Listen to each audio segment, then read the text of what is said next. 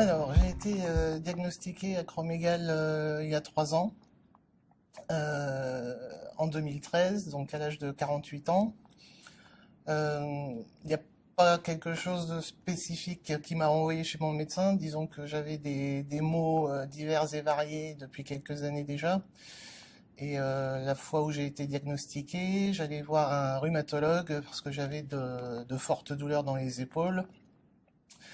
Et donc j'y allais pour des traitements, enfin pour des infiltrations en fait. Et c'est le rhumatologue en question qui m'a reconnu, enfin par rapport à mon visage. Il avait déjà eu des cas d'acromégalie dans ses patients. Et donc c'est suite à ça qu'il m'a proposé de faire un bilan sanguin un peu plus approfondi, sans me dire ce qu'il soupçonnait. Mais il m'a demandé si j'avais d'autres soucis, enfin si j'avais remarqué d'autres soucis dans ma morphologie, enfin dans, dans mon apparence aussi. Et là, effectivement, je lui ai parlé de mes pieds, parce que j'avais gagné, entre guillemets, si on peut dire gagné, 2 pointures de chaussures en 4 ans. Je suis passé d'un 40 à un 42 en l'espace de 4 ans. Donc ça l'a alerté, puisque lui, il savait que c'était un des soucis de l'acromégalie. Et donc, il a poussé le diagnostic, enfin, il a poussé les examens à ce bilan sanguin. Et il m'a rappelé quelques jours plus tard pour me dire que je sécrétais 10 fois plus d'hormones de croissance que la moyenne.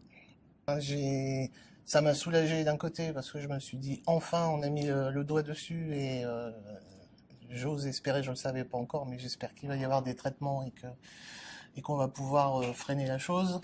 Mais a aussi amplifié mes craintes parce que je suis allé voir comme tout le monde sur internet. Et en fait, autant je venais de vivre des années d'errance médicale, autant l'errance pour récupérer de l'info sur Internet, c'est la même chose en fait. Et donc oui, j'étais très inquiète, surtout sachant que c'est une maladie qui déforme, et que je l'ai vue ce jour-là, en comparant des photos de moi et une dizaine d'années en arrière. Là, j'ai vraiment vu la différence. Et mon entourage ne l'a pas vu, puisque me voyant tous les jours, les gens ne vous voient pas évoluer. Alors, dans un premier temps, pour traiter l'acromégalie, on ne m'a pas proposé de chirurgie tout de suite. On m'a plutôt dit que j'allais commencer qu'on allait tester des traitements pour voir comment je réagissais, enfin pour essayer de diminuer la tumeur aussi. Parallèlement à cela, j'ai consulté un neurochirurgien qui lui s'est inquiété pour ma vue, puisque la tumeur était quand même très grosse et compressait déjà mes nerfs optiques. Et lui a préféré me proposer une chirurgie rapide.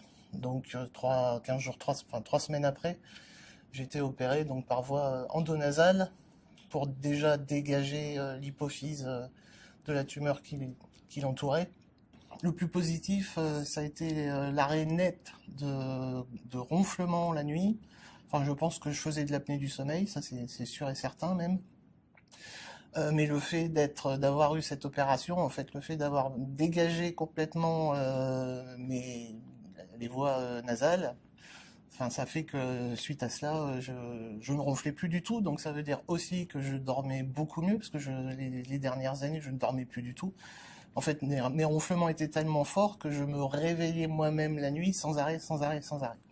Donc là, l'effet immédiat, bénéfique immédiat, ça a été de ne plus ronfler, de retrouver un sommeil réparateur. J'ai également dégonflé du visage, parce que quand je vous parlais d'image tout à l'heure, la difficulté aussi, c'était justement quand je vous parle d'image de soi, c'est que je commençais à sentir chez les autres un regard assez mauvais, c'est-à-dire que comme je ne dormais plus et que j'étais gonflé le matin, des fois on me disait mais t'as fait la fête toute la nuit ou quoi? Les gens s'imaginaient que je buvais, que je faisais la fête, enfin, j'avais vraiment une sale tête quoi. Tous les matins j'avais les yeux comme ça.